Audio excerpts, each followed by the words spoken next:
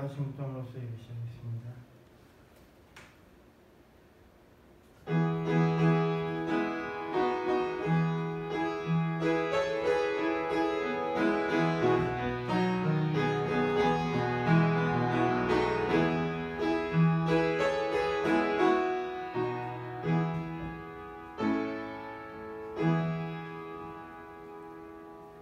주의 집에 거하는 자가 복이 있나이다.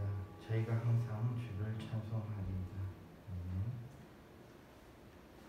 찬송가 347장입니다.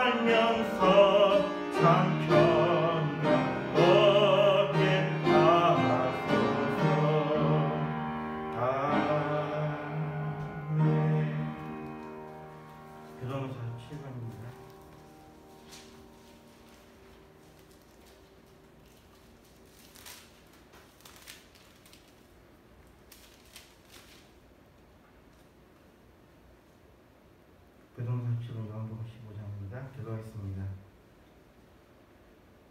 나는 포도나무요 너희는 가지니 저가 내 안에 내가 저 안에 있으면 이 사람은 과실만이 있나니 나를 떠나서는 너희가 아무것도 할 수가 없습니다. 사람이 내 안에 거하지 않냐면 가지처럼 밖에 버리고 말라지나니 사람들이 이것을 모아다가 불에 던져 타두느니라. 너희가 내 안에 거하고 내 말이 너희 안에 거하면 무엇이든지 원하는 대로 구하라. 그리함이니 내가 과실을 많이 맺으면 내 아버지께서 영광을 받으실 것이요 너희가 내 제자가 되리라. 아버지께서 나를 사랑하신 것 같이 나도 너희를 사랑하였으니 너희 안에 사랑을 더하라. 내가 아버지의 계명을 지켜 그의 사랑 안에 거하는 것 같이 너희도 내 계명을 지키면 내 사랑 안에 거하리라. 내가 이것을 너희에게 이름은 내 기쁨이 너희 안에 있어 너희 기쁨을 충만하게 하려 함이니라. 아멘. 사시게 먼저 신앙고백 하시겠습니다. 전능하사 천지를 만드신 하나님 아버지를 내가 믿사오니 그 외아들 우리 주 예수 그리스도를 믿사오니 이는 성령으로 잉태하사 동정녀 마리아에게 나시고 본디오 빌라도에게 고난을 받으사 십자가에 못 박혀 죽으시고 장사한 지 사흘 만에 죽은 자 가운데서 다시 살아나시며 하늘에 오르사 전능하신 하늘 편에 앉아 계시다가 저리로서 산 자와 죽은 자를 심판하러 오시리라. 성령을 믿사오며 거룩한 공의와 성도와 소유통하는 것과 죄를 사하여 주시는 것과 몸이 다시 사는 것과 영원히 사는 것을 믿사옵나이다. 아멘.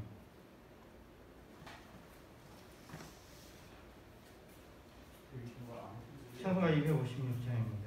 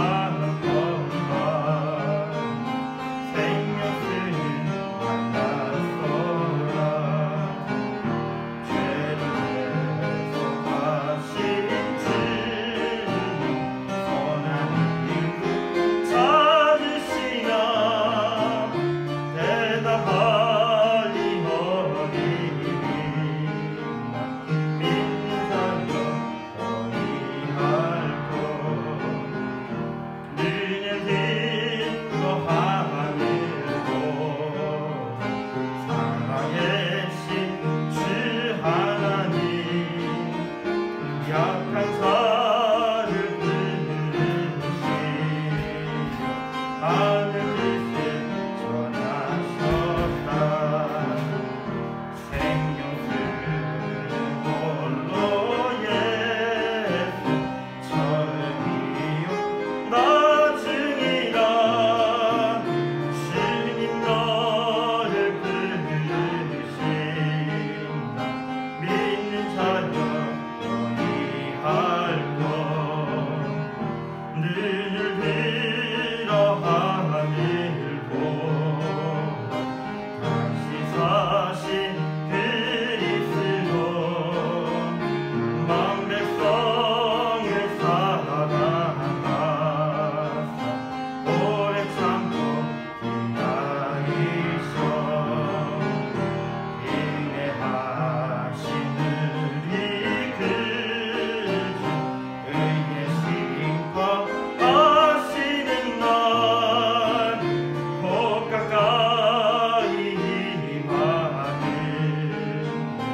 믿는 자여 너희 알고.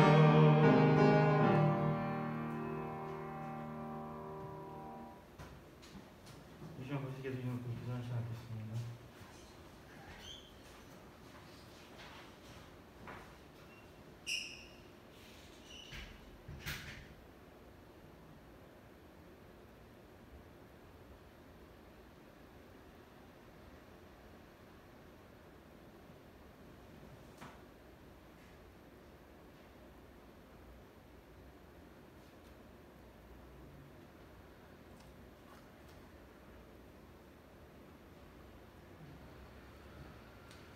성경 말씀 시편 84편입니다.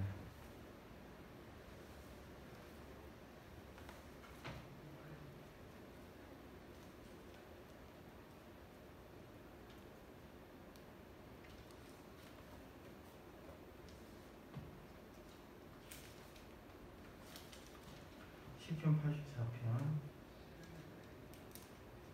1절 12절에 있는 말씀입니다.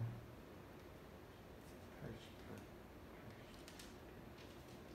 구약성경 863페이지입니다.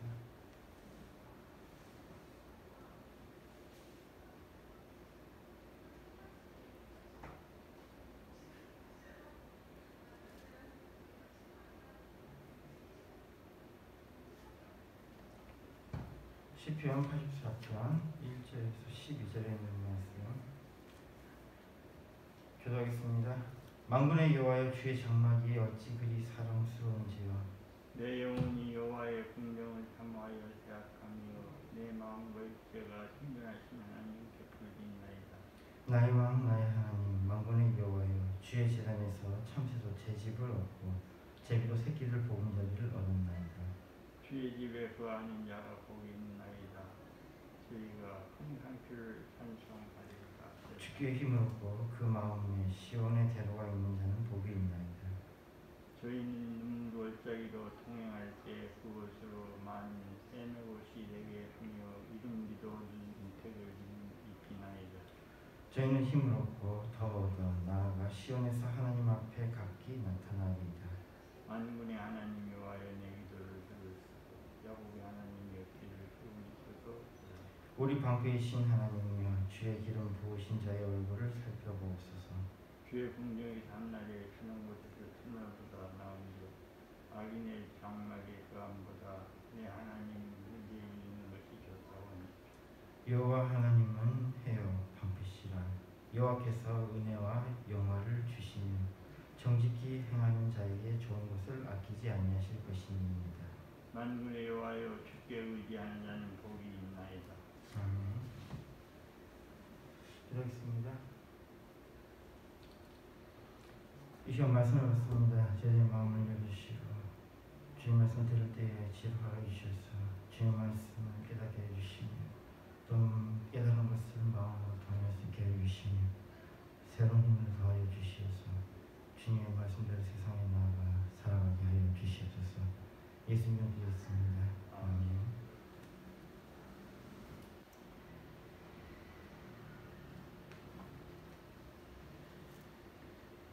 네, 오늘 말씀의 제목은 내가 있을 곳입니다.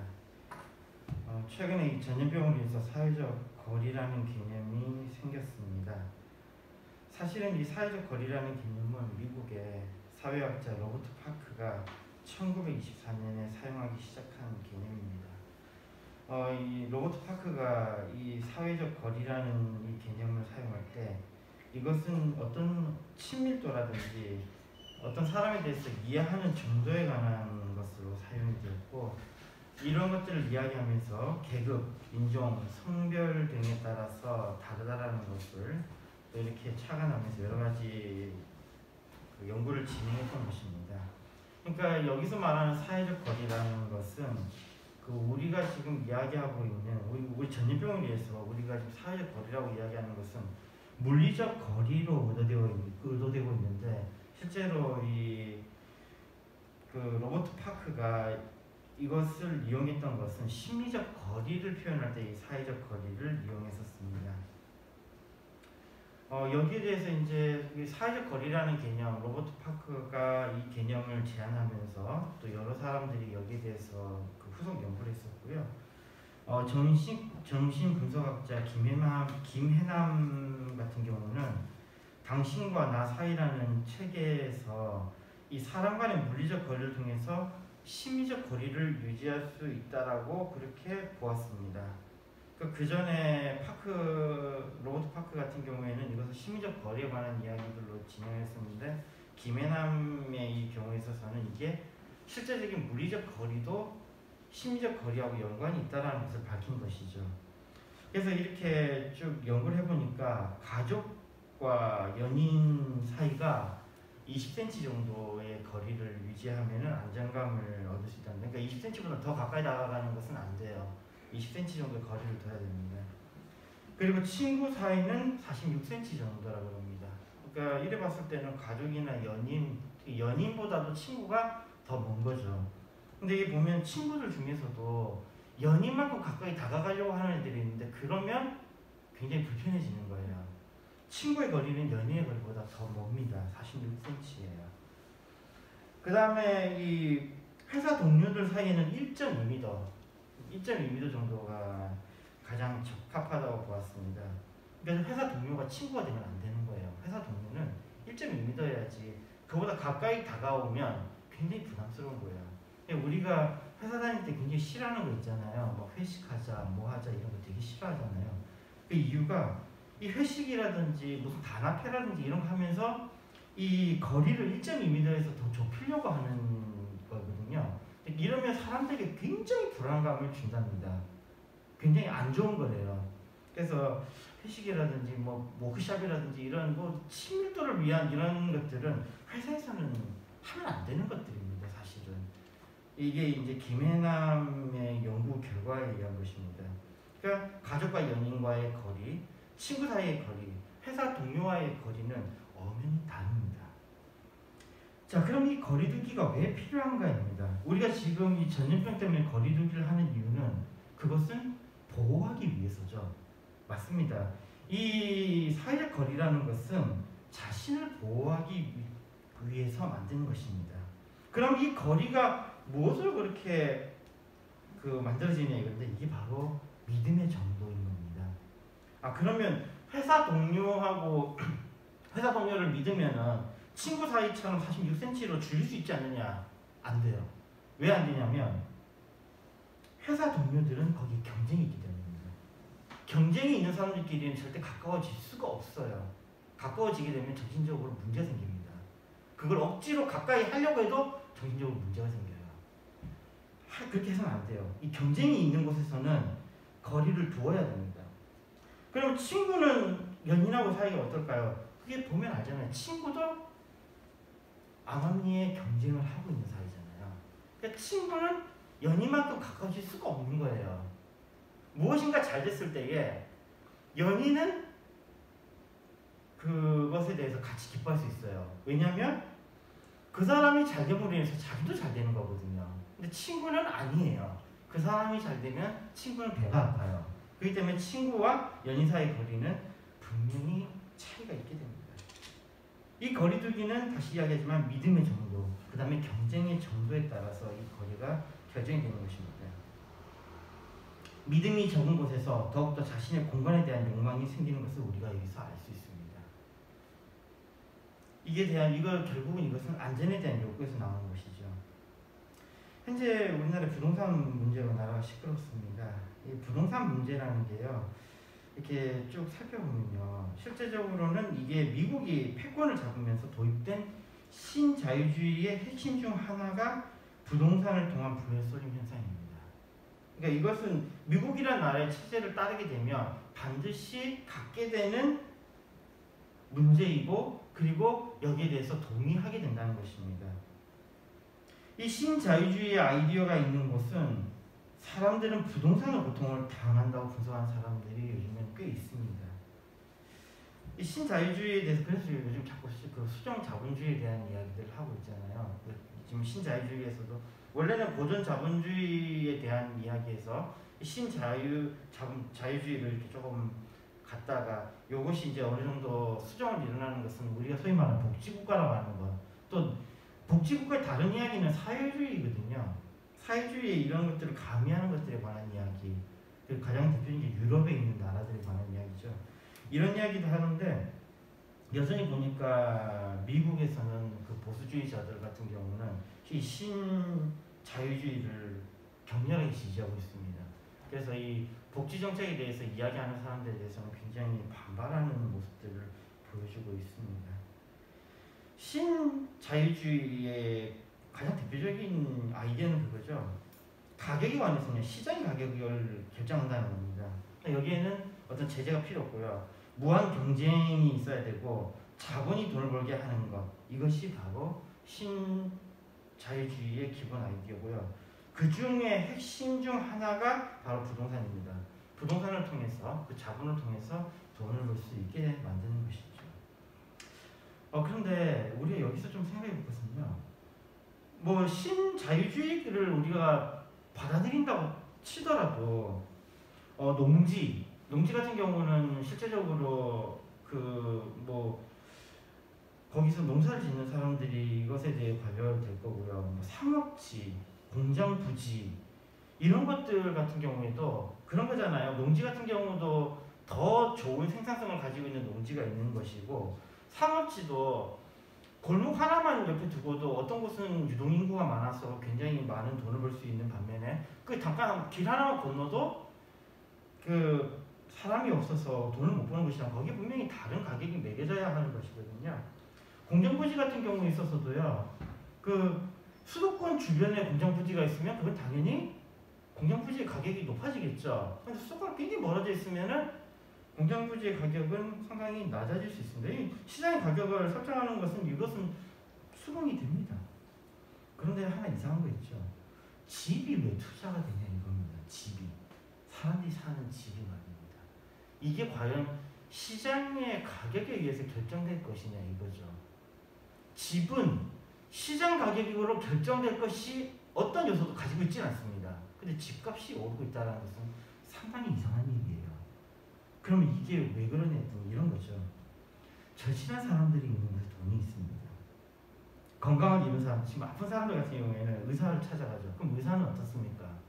그 아픈 사람을 낫게 해줌으로 인해서 자기는 막대한 이익을 취할 수 있는 거죠. 아니 막말로 지금 이 사람이 구치신사면 이 의사밖에 없어요.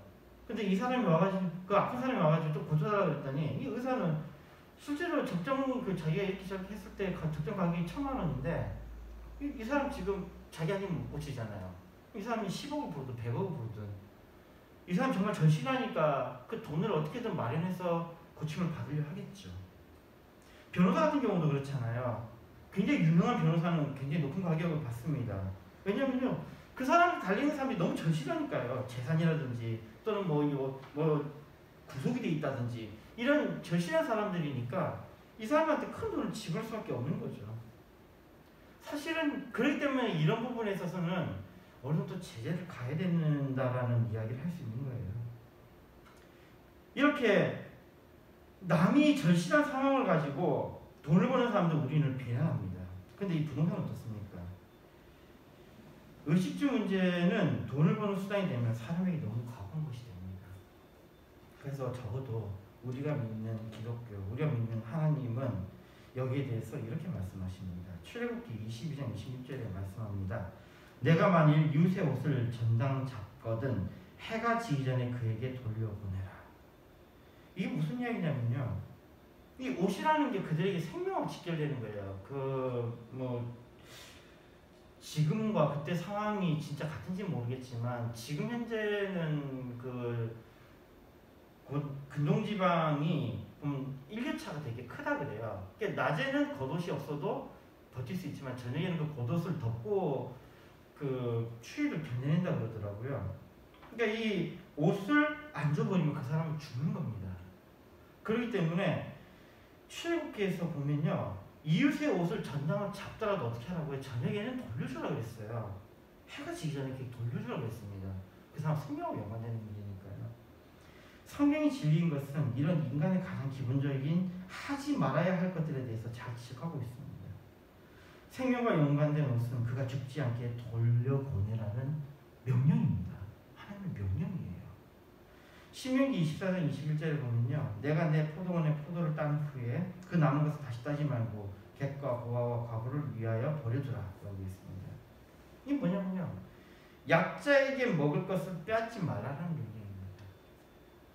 설령 그것을 네가 수고했다라 하더라도 이런 부분에 대해서는 그것은 약자의 것이니 건드리지 마라. 왜냐하면 그거 없어도 이 수확을 한 사람은 먹고 사는 데 지장이 없거든요. 그러나 약자들은 그것이 없으면 생명의 위협을 당합니다. 성경은 곳곳에서 이런 명령을 하나님의 백성에게 내리고 있습니다. 시편 109편 11절에 보면요, 고리대금하는 자로 저의 소유를 다 취하게 하시며 저의 수고한 것을 외인이 탈취하게 하시며 라고 말씀하고 있습니다. 이 말씀 다 보면요, 자본주의자들이 아마 제일 싫어하는 말씀이 될 것 같습니다. 성경은요, 고리대금을 금합니다. 큰 이자를 받는 것을 금합니다. 아무리 자유시장 경쟁, 자본주의 논리를 가져다 대어도요, 절실한 사람에게 폭리를 취하는 것이라면요, 이거는 그렇게 하고 싶겠지만 그리스도인이라면 생각해볼 문제입니다. 이거는 남의 생명과 연관된 부분이거든요.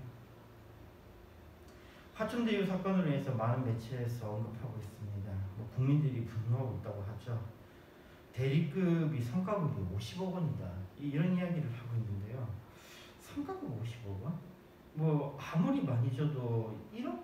더 많이 줘도 2억을 안 준다 그러는데, 그것도 이제 재난으로 인해서 어떤 재해로 인해서 상해를 입었을 경우가 그렇게 2억 이 정도 이야기한다는데 50억 원을 성과급의 위로금으로 줬다 하니까 사람들이 의아해하죠. 그리고 파헤쳐 보니까 결국 이게 부동산 문제와 관련된 문제였다는 겁니다. 부동산에 관련된 부분 중에 두 가지가 내가 판매합니다. 첫 번째로는 부동산 가격이 계속해서 오른다는 것입니다. 두 번째는 부동산 가격은 폭락할 것이다 라는 겁니다. 이 첫 번째, 부동산 가격은 계속 오를 것이다 라는 주장은요, 속도 조절만 할 뿐이지 결국은 계속 오른다는 희망찬 메시지입니다. 이 메시지를 믿는 사람들은요, 그냥 부동산에 집중적으로 투자하면 됩니다. 이것을 믿는 사람들은요. 두 번째 주장은 우리나라가 일본과 같이 폭락이 있을 것이라고 합니다. 여기에 대한 이유를 들고 있는 것은요, 인구가 줄고 있다는 것, 그 다음에 부동산 가격이 정상적이지 않다라는 겁니다. 물론 그 첫 번째 주장에서도요, 이것을 인정합니다. 지금 부동산 가격이 지금 정상적이지 않다는 것에 대해서 인정을 합니다. 그래서 그들은 무슨 이야기를 하냐면 속도 조절이 필요하다라는 이야기를 합니다. 오르기는 오르는데 너무 가파르게 오르면 안 되니까 어느 정도 속도를 좀 낮춰야 된다라는 주장이죠. 그 이야기는 결론적으로는 지금 부동산 가격이 정상적이지 않다는 것에 대해서는 지금 다 동의하고 있다는 겁니다. 또 다르게 볼 것은요, 유의미한 실거래가 일어나지 않는다는 것입니다. 이 유의미한 실거래라는 것은요, 진짜로 물건을 사고 파는 사람들의 이야기예요. 그냥 가격을 올리기 위해서 이 사람이 이 사람한테 팔았다가 가격 올려서 또 이 사람이 저 사람한테 팔았다가 가격 올려서 지금 이렇게 하는 그런 거래가 아니라 유의미한 실거래, 진짜로 여기서 시장에서 하는 것처럼 사고 파는 것들이 일어나지 않는다는 것입니다. 그리고 가장 위험한 것이 이 분야입니다. 이것은 팔지 않으면 결국 회사가 부도가 나거든요. 그렇기 때문에 회사는 어떻게든 이것을 팔기 위해서 노력을 할 거고요. 그러다 보면 회사는 자기가 손해보지 않는 선까지 이 가격을 내릴 겁니다. 이 가격을 내릴 거예요. 우리 화천대유를 통해서 알 수 있는 것은 이 그들이 취했던 폭리가 얼마나 어마어마한 건지를 알고는 알게 됐거든요. 그러니까 지금 이 사람들이 집권한 다음에 벌어들인 돈이 어마어마한 천만장의 숫자라는 걸 알았으니까요. 그런데 이 미분양이 일어나면 이 사람들은 그 어마어마한 숫자를 점점 갉아먹으면서 어느 정도 가격으로 맞추겠죠. 부산만 해도 여기저기를 돌아다녀 보면요, 상점에 임대 붙여놓은 곳이 많습니다. 뭐 대표적인 게 서면만 지금 요즘에 가더라도요, 서면에 그 1번가 2번가에 임대 가게들이 나온 거 보고 상당히 놀랐습니다. 많은 곳에 임대가 붙어 있더라고요. 엄청난 분량의 아파트가 지금 동시에 들어선다고 합니다. 근데 이게 과연 얼만큼 분양이 일어날지도 또 미지수입니다. 그리고 이게 위기를 또 보여주는 것이 곳곳에 보이는 분양 과거입니다. 뭐 몇백만 원대에 살 수 있는 절호의 기회 하면서 뭐가 이게 붙어져 있죠. 일본이 옛날에 부동산 폭락이 있기 전에 이런 일들이 있었습니다. 계속 이런 광고지들이 붙었고 사람들한테 이런 것도 있어요. 어디 가서 이거 한번 보고 가세요 하면서 계속 이야기를 하는 거죠. 부동산의 전문가는 아니고 오로지 그냥 주소 들은 이야기와 주변에서 보이는 것에 대해서만 이야기합니다만 오를지 또는 폭락할지는 모르겠습니다. 다만 집이 필요한 사람들은 왜 집을 원합니까? 그리고 기본적인 욕망이 의식주에서 폭리를 취하는 자들은요, 우리가 생각해볼 문제는 이거라는 겁니다. 사람이 안정을 이루기 위해서 집을 얻고자 하는데 그 집을 가지고 장난을 치는 것들은 기독교인들이라면 조금 생각해볼 문제입니다. 우리 사회가 집에 대한 욕망이 극에 달하는 것은요, 특히 우리 대한민국이 이 욕망이 극에 달하는 것은 오만 사람들이 결국은 이러한 욕망을 공유하고 있다는 겁니다. 자신의 공간에 대한 이 절실함이 있다는 겁니다. 자신의 공간에 대한 절실함이 있다는 것은 무슨 이야기입니까? 불안하다는 이야기예요. 우리가 사회적 거리를 이야기할 때 항상 그것은 안정이거든요. 지금 내가 내 집을 원한다는 것은 사람들이 불안하다는 거예요. 부동산에 집중한다는 것은 불안하다는 겁니다. 사회가 발전하면서 내가 있을 것에 대한 부재를 더욱더 느낍니다. 어디를 가도 경쟁입니다. 회사는 성과라는 것이 있고 성과금이 있습니다. 학교에 가면 성적이 있습니다. 내 옆에 있는 사람은 언젠가는 내 경쟁자가 됩니다. 그래서 경쟁할 가능성이 적은 사람들과 물리적인 심리적 안정거리도 짧고 경쟁 가능성이 높은 사람들은 그 밤에 더 멀어지는 것 같습니다. 그리고 누군지 모르는 사람들은 정말로 불안하게 하는 사람이니까요, 거리가 아무리 멀어도 그 사람은 멀리 있어야 돼요. 아니 내가 그냥 보호받을 수 있게 내가 거할 수 있는, 내가 숨을 수 있는 집이 있어야 합니다. 그 집에 숨어 들어 버려야 하는 것이죠. 이게 사실 우리 사회를 보여주는 코드입니다. 이런 자신의 욕망에 대해서 우리는 내가 있을 곳을 찾습니다. 집에 가보면요, 내 방이라든지 내 책상, 내가 있을 곳이 있습니다. 학교도 가면요, 학교에 가면 왜 우리가 그 학교 속한 사람도 안정을 느낍니까? 거기 가면 내 책상이 있고 내 의자가 있기 때문이에요. 그러니까 회사에서 그 사람을 괴롭힐 때 가장 좋은 방법이 뭡니까? 책상과 의자를 빼버리는 거죠. 책상과 의자 빼버리면 있을 곳이 없는 거예요. 회사는 분명히 들어왔는데 있을 곳이 없는 거예요. 그리고 이 책상과 의자를 둔다 해도 저기 다른 곳에 갖다 둬버리면 굉장한 박탈감을 느끼게 만듭니다. 이게 바로 사람에게 극도로 불안을 심어주는 아주 지독한 방법입니다. 학교도 그렇고 회사도 그렇고 결국은 내가 있을 곳, 우리가 있을 곳이라고 해봐야 결국은 내 책상이잖아요. 내 책상과 내 의자잖아요. 그것이 있으니까 그곳에서 우리가 그래도 안정감을 느끼는 겁니다. 여행을 하게 되면요, 그 여행지에는 내가 있을 곳이 없죠. 그래서 내가 있을 곳이 없으니까 한편으로는 흥분이 되는 겁니다. 그런데 또 한편으로는 불안한 거죠. 이 불안을 해소해 버리는 게 바로 호텔입니다. 호텔이 바로 내가 있을 곳이 되면서 여행지가 내 집처럼 변하는 그 놀라운 변화는 바로 호텔에서 출발합니다. 우리에게는 내가 있을 곳이 필요합니다. 이 세상에 내가 있을 곳은 그러나 항상 제한적입니다. 우리는 세상에 존재하면서 시간과 공간 속에 놓입니다. 우리의 공간이 내가 있을 것이 되기 위해서는 많은 노력들이 필요합니다. 그럼에도 그 공간은 영원한 것이 아닌 일시적인 것입니다. 그래서 좋은 곳에 있기를 원합니다. 그곳은 안전한 것이며 내가 행복한 곳이 되었으면 합니다. 아주 고리타분한 이야기를 하고 있습니다. 여러분이 있는 곳을 좋은 곳으로 만들어 보십시오. 이게 왜 고리타분한 이야기인지 아시겠죠? 내가 어떻게 해야 된다라는 이야기죠. 좋은 곳은 그곳에 평안이 있는 곳입니다. 집이 불안한 곳이 아니라 평안이 있는 곳이 되기를 바랍니다. 학교가 직장이 그러한 곳이 되도록 노력하기를 바랍니다. 그럼에도 불구하고 우리는 항상 불안과 고통 속에 있습니다. 왜냐하면요, 아까 이것을 고리타분한 이야기를 했던 것은요, 내가 있는 곳을 가장 좋은 곳으로 만들어 보면 된다고 하지만 우리는 그것을 할 수 있는 능력이 없습니다. 그렇기 때문에 이게 고리타분한 이야기예요. 말은 아름답지만 될 것 같지만 우리가 할 수 없는 이야기입니다. 그게 굉장히 절망적인 이야기죠. 우리는 이 세상이나 공간 속에서 죽음이라는 가장 큰 불안과 또한 마주하는 존재입니다. 로마서 6장 23절에 말합니다. 죄의 싹은 사망이요, 인류의 문제가 우리의 죄가 그 값을 치르게 됩니다. 그럼에도 이어서 다음의 말씀이 이어집니다. 하나님의 은사는 그리스도 예수 우리 주 안에 있는 영생입니다. 주님 안에서 우리의 근본적인 문제가 해결될 수 있다는 것입니다.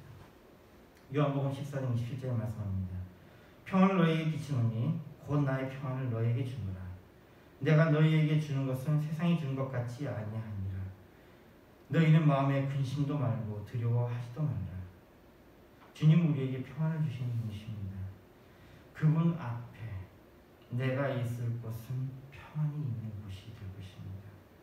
오늘 본문 말씀에 여호와의 집에 참새도 제비도 그들이 있을 곳을 얻는다고 말씀하고 있습니다. 그리고 주의 집에 거하는 자가 복이 있어 항상 주를 찬송한다고 말씀합니다. 주의 집에 거하는 복을 받는 우리가 되었으면 합니다. 주의 궁전에서 한 날이 다른 곳에서 첫날보다 나은즉 악인의 장막에 거함보다 내 하나님 문지기로 있는 것이 좋사오니. 우리가 좋은 곳을 아는 지혜가 있기를 원합니다. 그래서 그 좋은 곳을 선택하고 그곳에서 평안을 누리는 자들이 되기를 원합니다. 빌립보서 3장 20절에 말씀합니다. 오직 우리의 시민권은 하늘에 있는지라 거기로서 구원하는 자 곧 주 예수 그리스도를 기다리느니. 일시적으로 이 세상에서 잘 되기를, 일시적인 이 세상에서 잘 되기를 바랍니다. 그러나 이 세상에 내가 있을 곳이 있으면 참 다행이겠습니다만 그러지 않을 수도 있습니다. 그러나 우리에게는 영원한 하나님의 나라가 약속되어 있습니다. 이 말씀을 붙잡고 영원한 하나님의 나라를 소망하며 내가 궁극적으로 있을 곳을 소망하며 그 소망 속에서 새 힘을 얻고 승리하는 우리가 되었으면 합니다. 시편 23편 6절에 말씀합니다. 나의 평생의 선하심과 인자하심이 정녕 나를 따르니 내가 여호와의 집에 영원히 거하리로다. 아멘. 기도하겠습니다. 하나님 감사합니다. 우리가 이 세상에 살면서 거할 곳이 있는 복을 내려주시옵소서. 또한 주님, 우리에게 영원한 하나님의 나라를 또한 약속하여 주시옵소서. 우리가 이 세상을 살아갈 때에 소망을 가지고 주님께서 주시는 기쁨을 가지고 살아갈 수 있도록 인도하여 주시옵소서. 예수님을 기도했습니다. 아멘. 찬송가 369장 부르면서 준비하신 한번 하시겠습니다.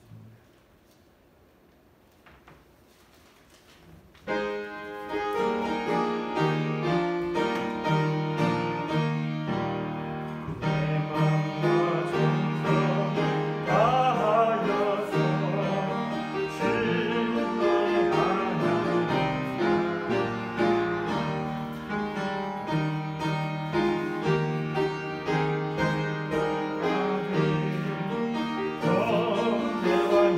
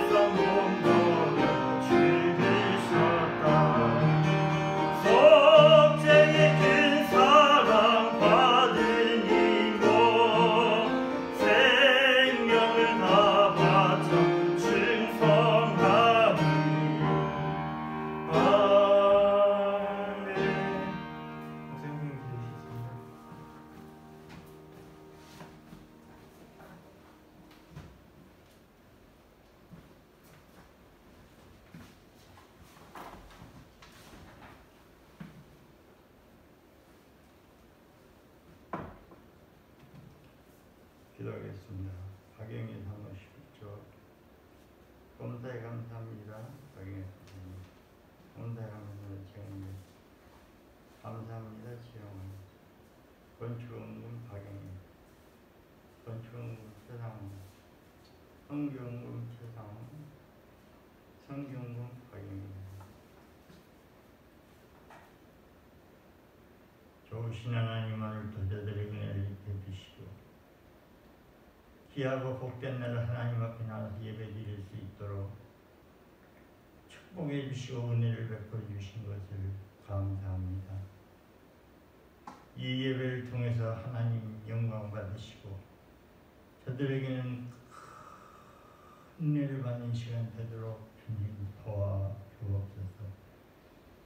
특별히 아버지 오늘 11조로 주일연금으로 건축원금으로 성경금으로 드린 성격을 주님 축복해 주시고 이 귀한 예물을 통해서 하나님 나라가 확장되게 하시고 사람 살리고 영혼 살리는 놀라운 역사를 이루도록 도와주옵소서.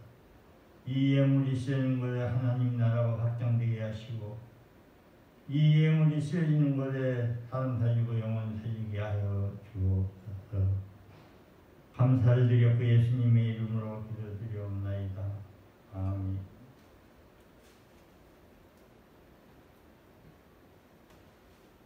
찬송가 3장입니다.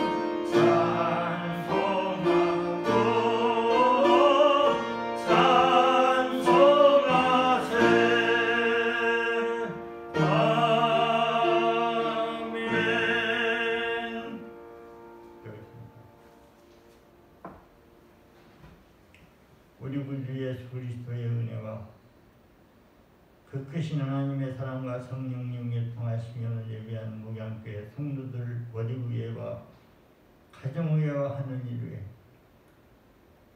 온 세상을 주님의 날 하나님 앞에 닿아서 예배드린 자들 머리위에와 가정의회와 하나님 하는 일 위해 또 전도를 받아서 앞으로 구원받을 자들 머리 위에와 가정 위에와 하는 일에 이제부터 영원토록 항상 함께 있을지어다. 아멘.